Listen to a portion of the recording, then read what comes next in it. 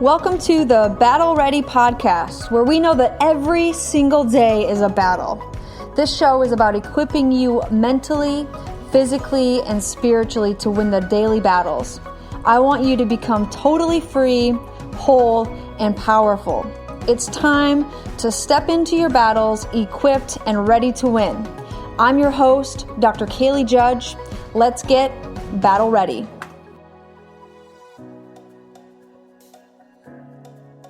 Hey everybody, welcome back to the Battle Ready podcast. This is Dr. Kaylee, and we are starting a brand new series, and I'm so excited for this. We just shifted out of a very large series on vaccinations, on our rights, on beliefs, and all the things to empower you and that topic. So if you didn't get a chance to listen to that, go back. There's 6 weeks of that topic airing for us for that. But now I want to kind of shift into something a little bit lighter, a little bit more exciting, a little bit happier than that, and something that I think every single one of us can benefit from, and it is talking about the Enneagram. And so the Enneagram is just another form of a personality test. We've seen it become very popular over the last probably couple of years, a year and a half, 2 years. Yeah.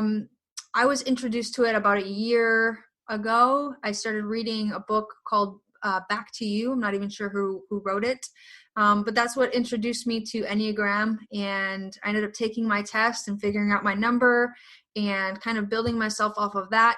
But one thing I want to kind of pre-frame before we jump into that is, like, I think sometimes when people use the Enneagram, they use it as an end-all be-all, and we want to make sure that it's not being used as an excuse to act a certain way or an excuse to be a certain way, rather a tool to be able to grow, learn about yourself, learn about people that you do life with, learn about others, and really use that to benefit your life and your personality through all of that. Because I have seen a lot of people, well, I'm a 3, so that's just the way that I act, and so we want to kind of squash that a little bit. So that's my disclaimer before we jump into really what Enneagrams are and what they have to do with anything. I have with me, we're going to do a 10-part series on Enneagram. So this episode is going to be an introduction. So what is Enneagram? What does it have to do with me? What does it have to do with my friends, my family? Why is it important? I have a special guest with me. Her name is Angie May. She is a counselor by trade. She's got her master's in counseling, but she now uses Enneagram to develop leaders and has a leadership program and training and coaching that she has for people. And she's going to be here with us for 10 weeks. So I'm excited for you. Angie, what's up? Tell my people, hey. Hello. I'm so excited to be with you guys. So excited. So this is going to be fun. We've never actually met. We had maybe 1 or 2 phone calls. We've had a couple text messagings back and forth. I know Angie from my friend Bangie, who was married to my late cousin, and we've developed a relationship through God, and Angie came on. That's hard. Like, you're Angie and she's Bangie, so that's kind of confusing. I know. We joke about that all the time. We were like, we were destined to be friends. That's so funny. So I love her, and she got us in contact together, and then you reached out to me a few months ago about this, and in the state at where the podcast was, it just wasn't timing. The timing wasn't right, but I feel like right now is as a good time as ever to really lighten up the program and bring this in. So Angie, now I'm like confusing myself. It is Angie. Angie, tell us a little bit about what got you into Enneagram, and kind of a background of what it is and why people need to hear it. Yeah, so I got into the Enneagram. I was introduced to the Enneagram by one of my really good friends, and I have taken lots of personality assessments over the years, tons, and they always tell me what I already know. So they always tell me I'm an extrovert. They always tell me I have leadership qualities. They always tell me I'm a visionary.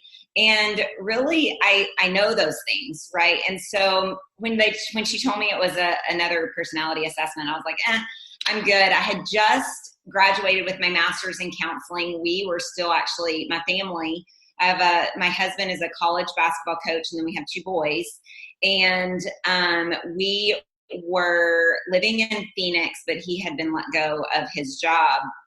And I was just in a rough spot, personally, just doing some soul searching myself, when my friend had told me about it, and she was like, no, I promise it's not like all the other assessments out there. And I read a quote one time shortly after that was very, very interesting to me, that kind of a light bulb went on of going, okay, maybe I might look into this. But it used Myers-Briggs, but you can really put any of the assessments in there. But it said Myers-Briggs shows us how the world sees us. The Enneagram shows us how we see the world.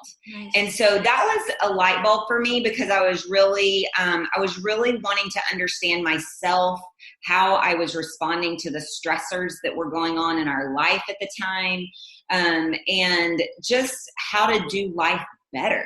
Mm-hmm. And so I too was introduced to The Road Back to You by Ian Cron, and he really is the guru that has brought this kind of full throttle back into the US and to where everybody's really kind of using it as a growth tool.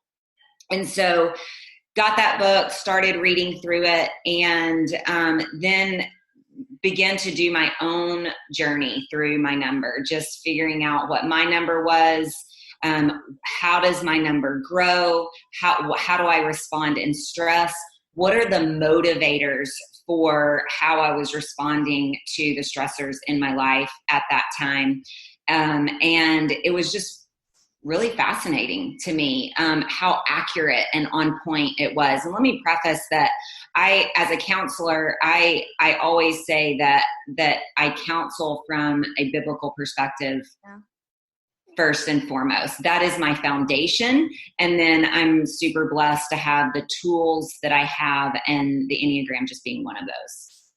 Yeah, that's awesome, because again, like some of these things, we always have to go back to, what does God say about us? Who does God say that we are? Because I think sometimes we can get caught up in again, like as you start learning about these numbers, well, I'm an 8 and I'm do this and I do that. And, yes, that's true, but is that the truest thing about you? Right. And so there's ways to grow and develop through that, which we'll really hit on as we go through this series as well. Yes, absolutely. And one of my favorite books, I loved Ian Cron's book. It really lays out the Enneagram very practically, and it's very good for just anybody that wants to learn about it. But one of my favorite books is Self-Delude, Self-Defined by Marilyn Bansell. And she gives a very strong spiritual, biblically based look at the Enneagram, and what she calls those not so awesome places about ourselves, and then the more awesome places about ourselves is the adapted self versus the authentic self. And what she talks about is this whole idea that Christ created us to live out of our authentic image that he created us to be. We are image bearers of him. And so we were created to live out this authentic self that he created us to be. But for so many of us, we adapt over time. I love the question, and I pose this question to so many people in my groups or my one-on-one clients, is, do you remember who you were before the world told you who you should be? And that is a question that I pose to a lot of my clients and my groups that I do trainings with from the get-go, out of the gate, because it's a really great question to ponder as we jump full force into something like the Enneagram.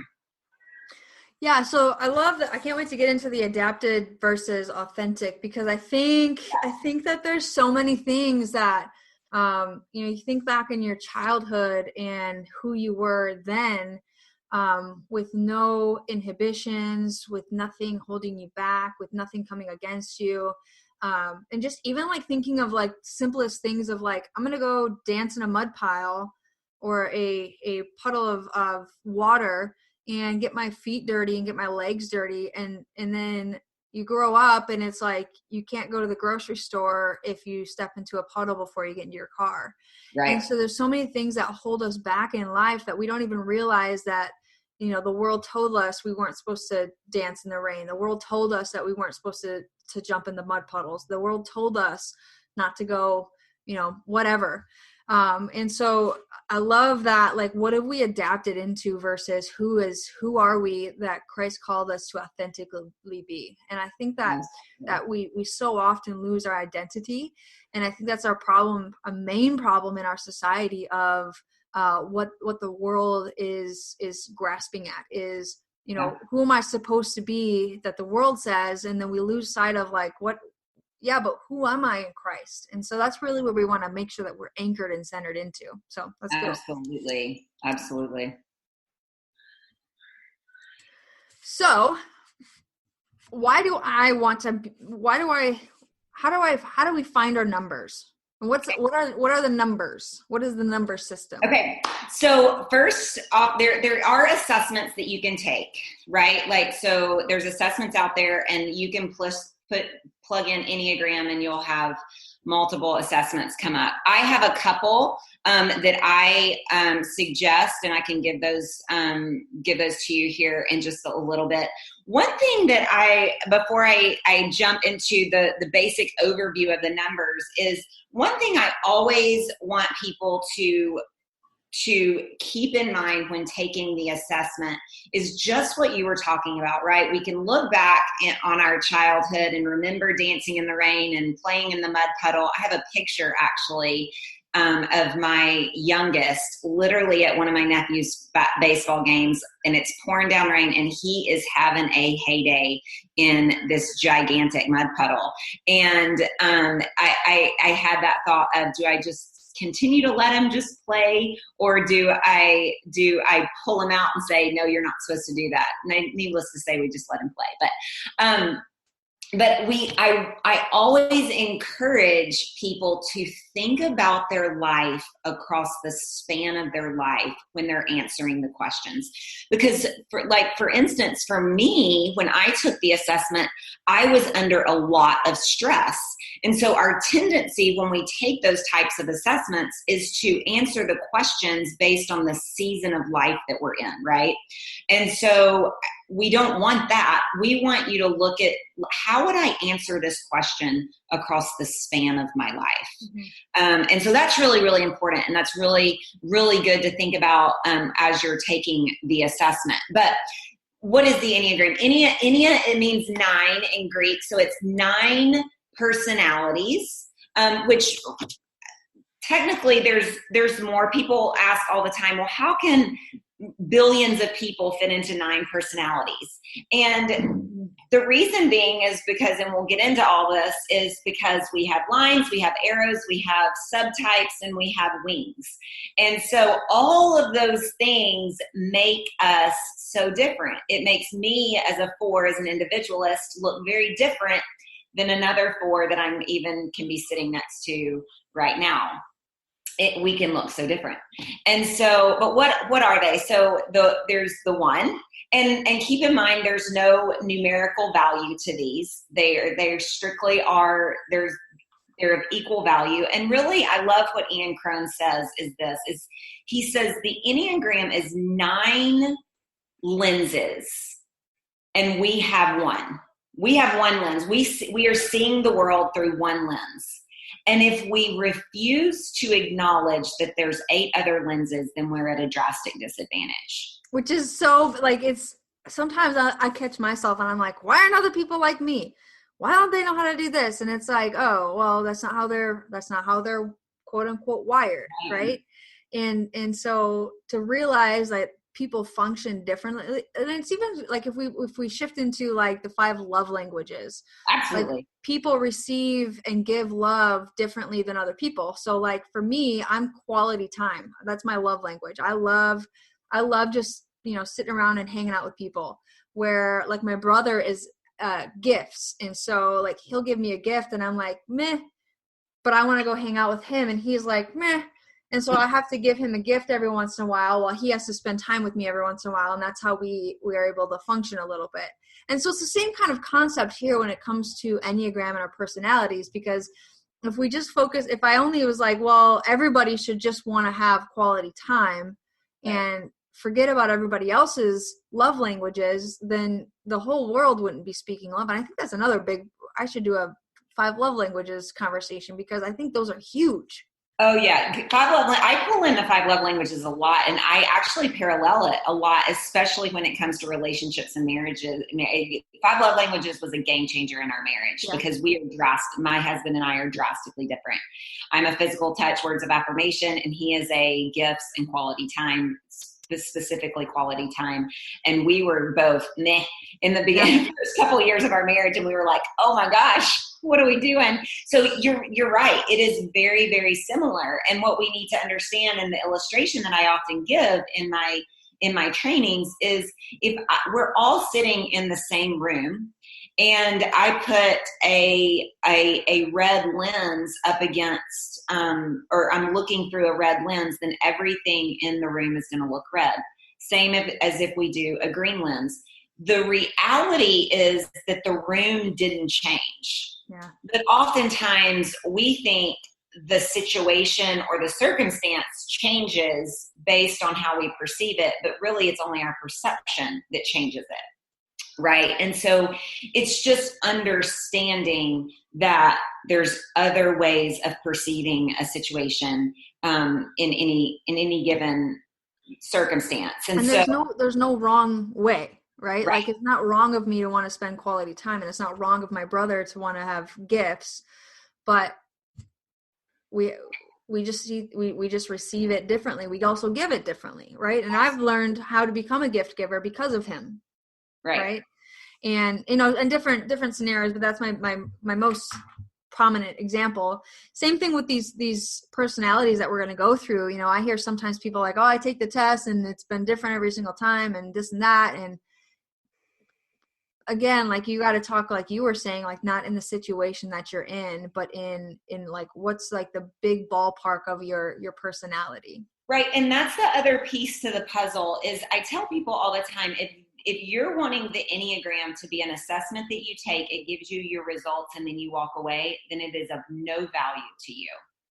I tell people all the time that this is something that you take it, you get your results, and then you do the hard work.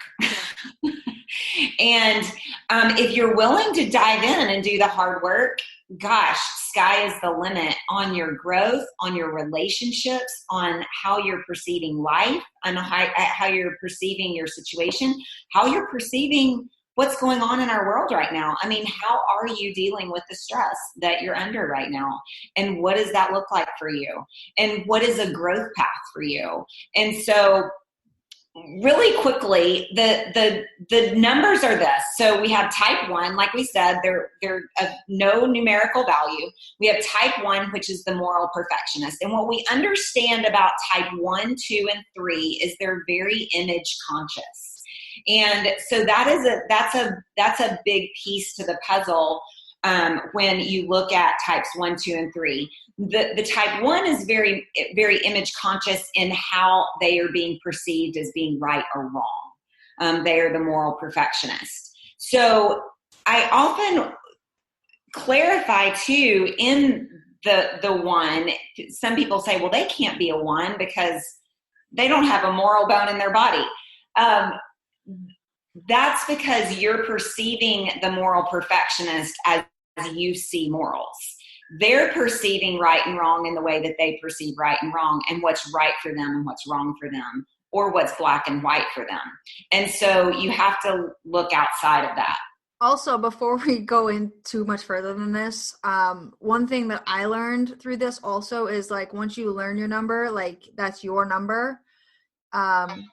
Don't go walk around and be like, oh, you're a 4 or you're a 5 or you're an 8. Like, invite people to take a test and, like, have a conversation with them, but don't go around being the judgmental Enneagram pointer and, like, being that person, because it does not end well, and they won't understand what you're even talking about, and they'll take offense to it. So yeah, I always give ways to use the Enneagram and ways not to use the Enneagram.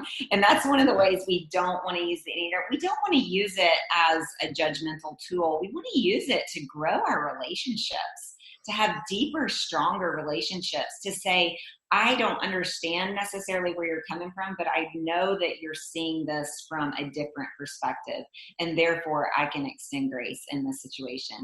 And we want to be able to do that more and more, and use it for that goal. So the 1 is the moral perfectionist. The 2 is the supportive advisor, or you might see the 2 called the helper. They're the ones that are always going to come to someone's aid. They're more concerned about the needs of others than their own needs themselves. And that is the image that they want to bear and they want to be seen as. The 3 is the successful achiever. They are very success driven. They want to be seen as successful. They want to be seen as the achiever, very driven focused. Type 4 is the individualist, and they want to be seen as an individual, as somebody that is set apart a little bit and have their own unique style and ability to themselves. The 5 is the thinker. They are very, very cerebral. So they're very in their head a lot. They are very smart. They're very studious. They love to be off by themselves reading a good book or obtaining more knowledge. That's their happy space. The 6 is the loyalist, or the loyal guardian. They tend to have lots of anxiety. They tend to sit on the edge of their seat and ask themselves, what if? They're the ones that are really struggling right now with all that's going on in our culture, truly. But they are loyal to a T. They will be as loyal as that golden retriever to you, to anybody in their life. 7 is the entertaining optimist. They are the ones that love a good time. They are struggling right now with being quarantined because they like to be out and about and adventurous and having fun. What's the next fun thing that we're going to do? And they don't like to sit in emotional pain, physical pain, struggle. They like to escape it. Type 8s are your challengers. I live with a type 7 and a type 8. Those are my kiddos, and gosh, I love them dearly. My 8 challenger, he is a challenger, man, and he doesn't necessarily have to be in control, but he doesn't like to be controlled. And that's pretty indicative of the protective challenger. But the thing about an 8 is they will go to bat for you. They are the ones that are going to be fight for justice, fight for what's right, and they are going to be the first in line to do so. And then the 9 is the peaceful mediator. That they are our peacemakers. They want peace above all else. So they will try to keep the peace. They will try to obtain peace. If they have to sweep things under the carpet, they will. But they will do anything to keep the peace. The awesome thing about 9s is they are the most inclusive. So you'll rarely, I won't say never, you'll rarely see a 9 push someone out of their circle because they see things from a different perspective. They're very, very inclusive. So I'm going to have in the show notes a link for you guys to go take the test to figure out. I'll get the link from Angie that she recommends. And I want you to go and figure out what your number is, and then listen to all the episodes that are going to be coming up too, because that's going to kind of give you an explanation of all of them. For me, I'll let the cat out of the bag of what I am. My number is an 8. I am the challenger in the group. I don't have to be in control, but I don't like to be controlled, and I will go to bat for you, and I will fight for justice. And that is why this Battle Ready podcast and the whole movement started, is to give people the equipment and the tools to really be set free. Mm-hmm. When I first started learning about Enneagrams, I had one of my friends, I told them what my results were. They're like, oh, that's the worst one that you could be in. I'm like, well, gee, thanks. 8s get a bad rap. They do. And I'm okay with it, because I think, I don't know, I and I can't wait to learn about like the arrows and the lines and the wings and stuff, because I think I have a lot more of my wings and things into some of the other better ones. And so I'm excited to kind of dive into that. Yeah. 8s do get a bad rap, but man, my little 8 he is a challenger, but gosh, he's a lover.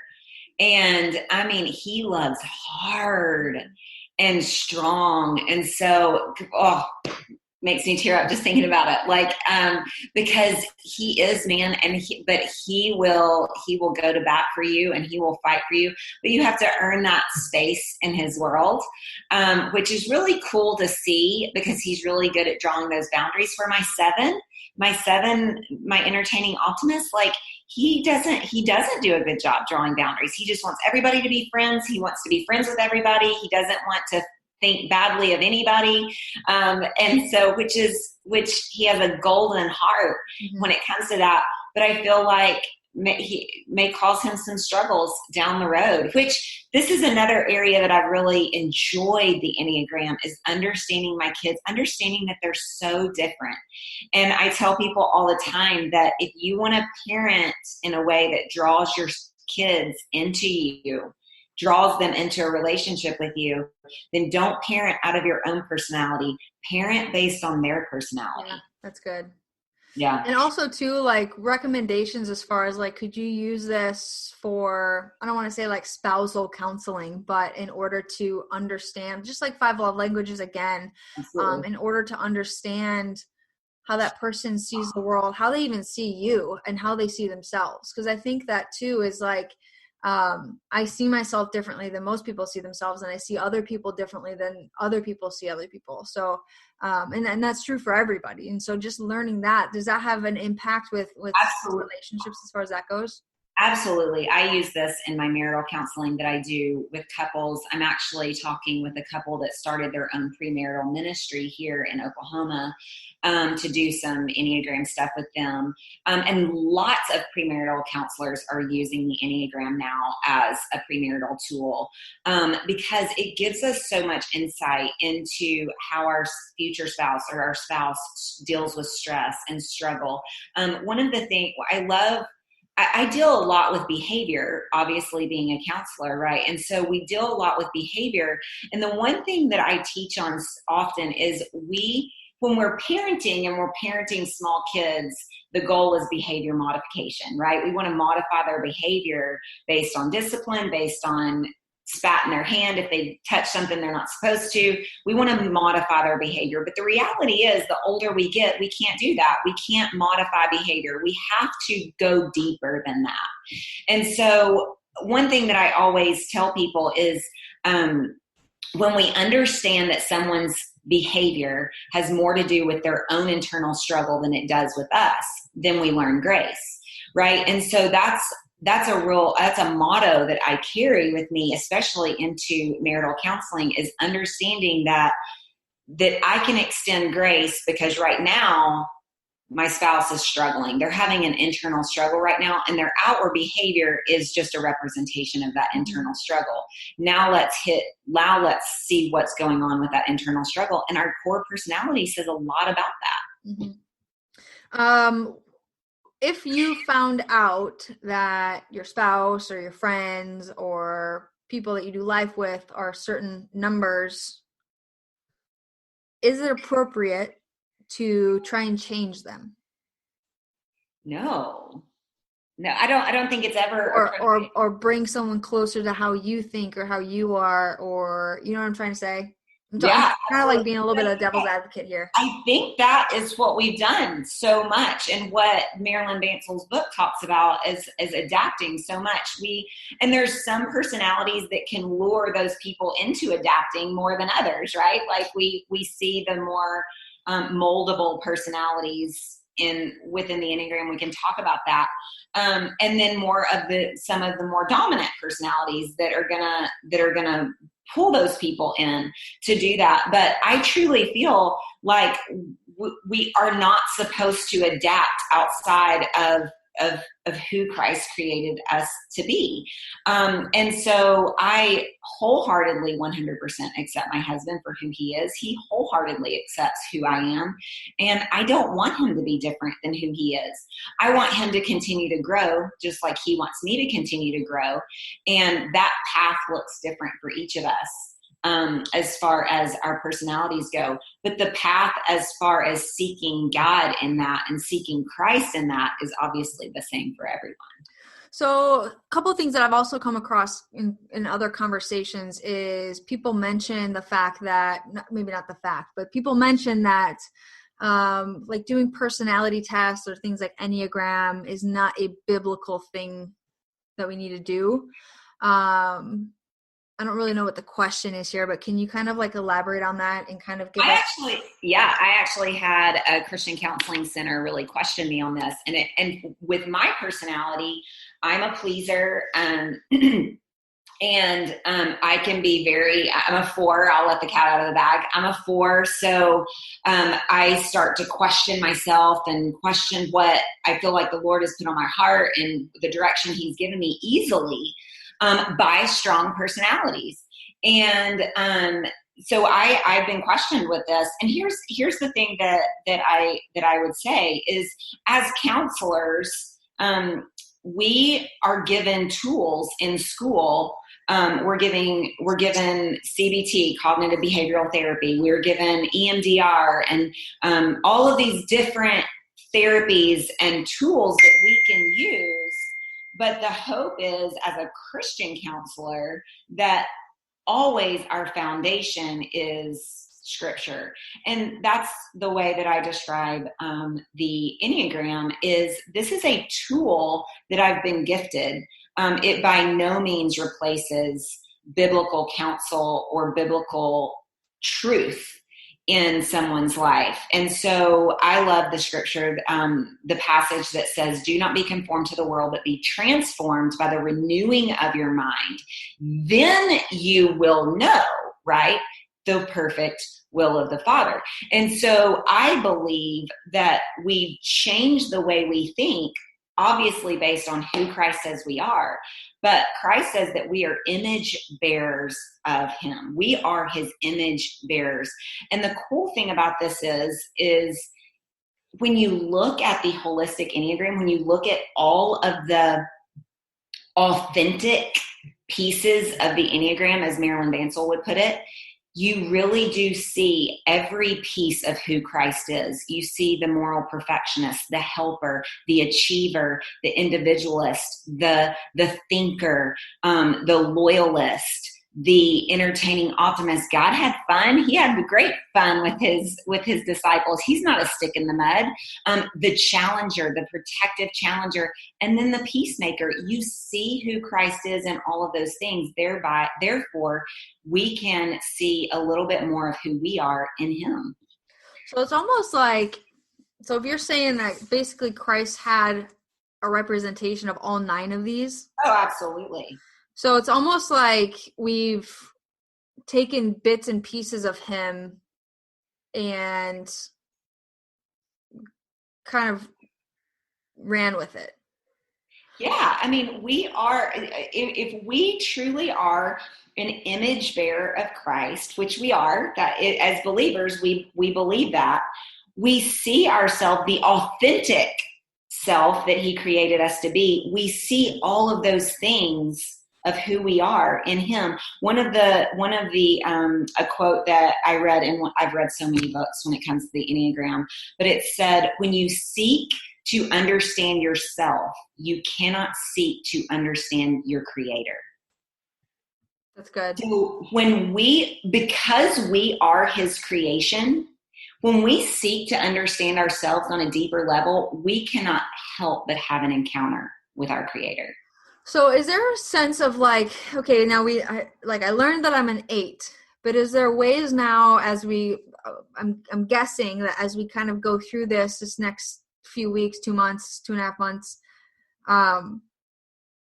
almost as if like I have an 8 that's dominant, but then can you have different aspects of the other? Absolutely. I think we can relate on a little bit, a little bit of a level with all of the numbers. I think that, I can see bits and pieces of the numbers. I can relate to those in some degree. I think that there is purpose in that, because if we can't relate to it at all, any other number at all, then how do we really truly relate to other people? Right. Right. And so I think there's purpose in that, in being able to, at least on some small degree, we may not be able to, like, I may not be able to relate to the struggle of an 8. So if you're struggling and you're in a hard, stressful space, I may not be able to completely relate to how you're dealing with that struggle as an 8. But I can relate on some degree, little small parts of each of the numbers. And I think there's purpose in that, because that gives us the ability, I believe, to relate to other people. Yeah. And I think that's important too, is to realize that, like, one thing I don't believe that we are called to is stagnant growth. I think that we're called to continually grow our personality. And that's even like becoming a Christian, stepping into a walk with Christ. There's levels of relationship within that, right? And so we also have to realize, okay, first of all, who is Jesus? What does he have to do with my life? And then really, like, if he's in me, then how do I let that be expressed? And so I think that even throughout time, there's a development of how we allow ourselves to express that Christ-like experience from within.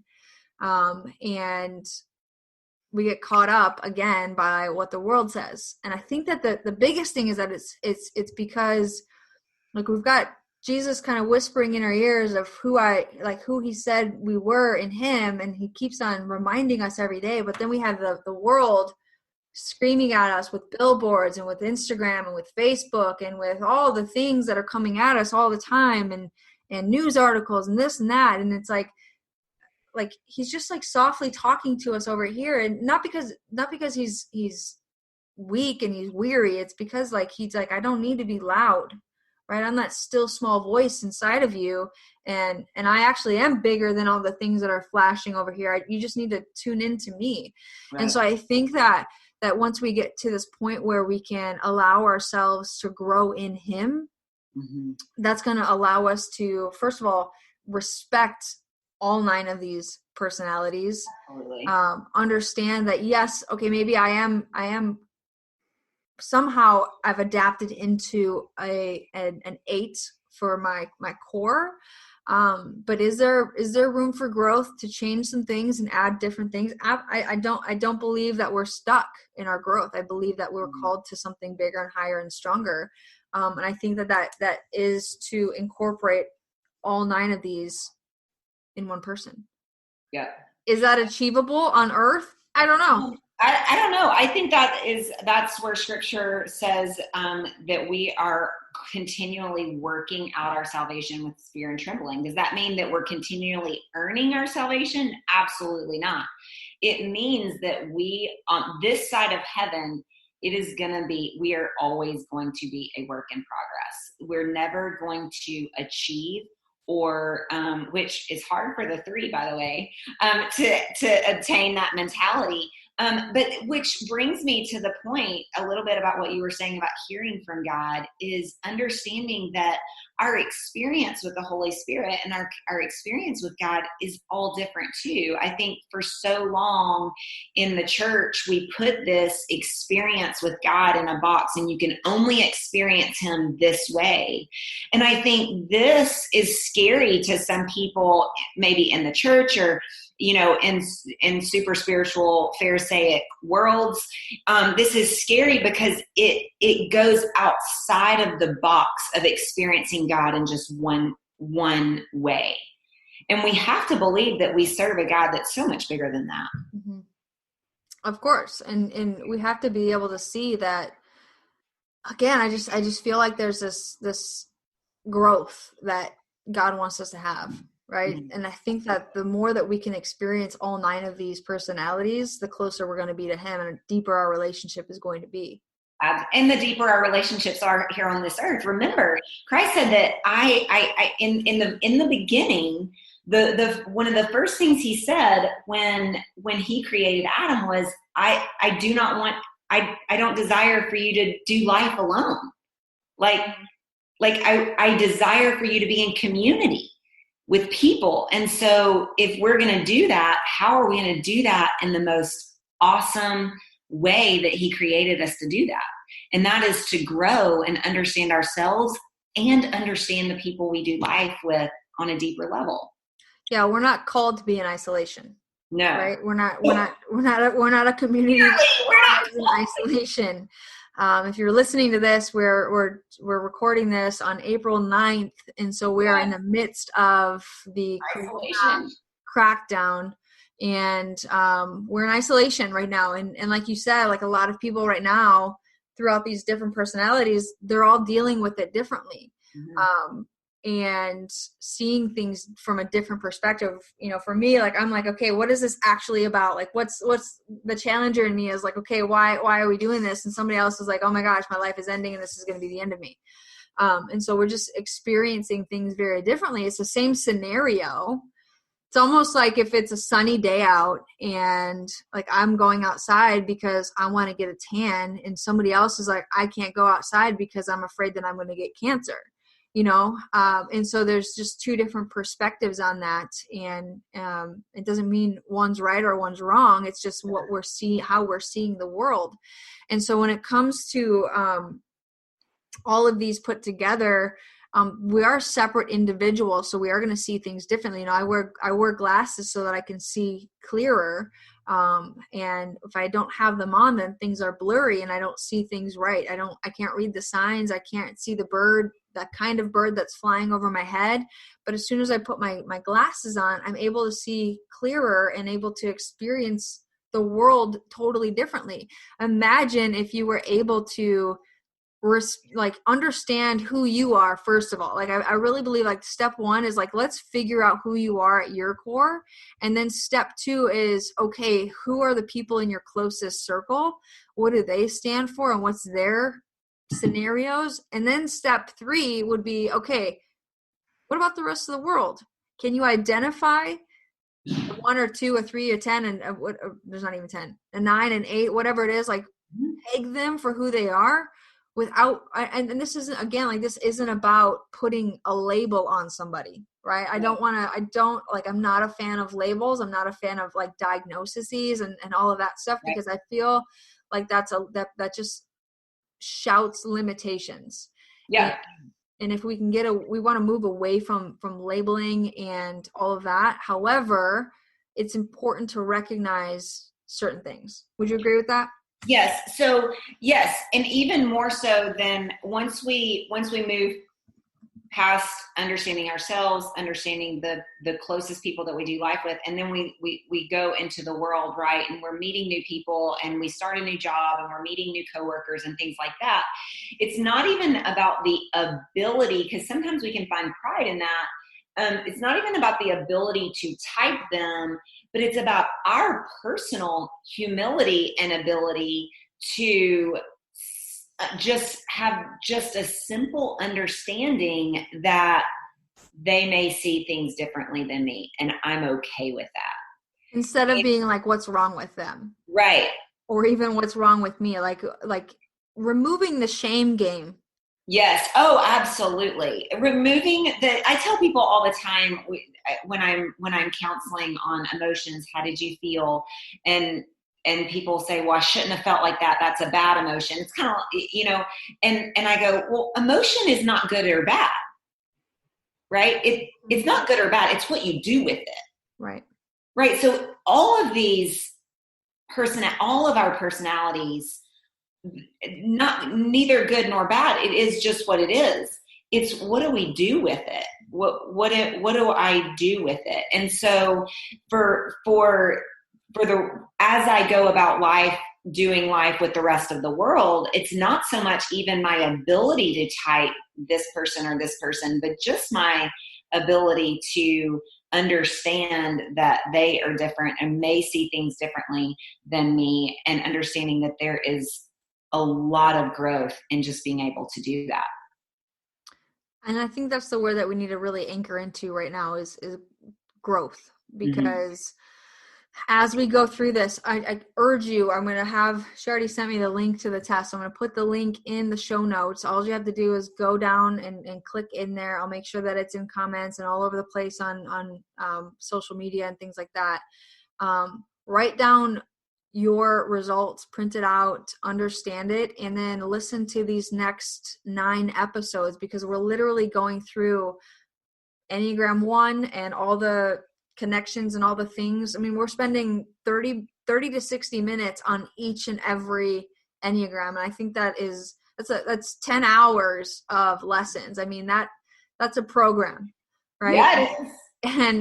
And so we're giving you a ton of content and information, and it's not just because we want to talk to each other. It's because we want to see people grow.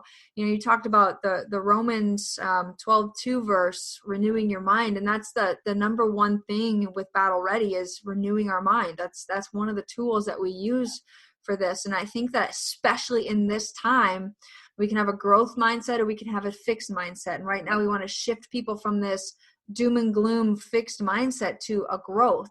But in order to do that, we have to understand who we are and where we come from and what it is that we are really, what we're called to do and how we're called to see people.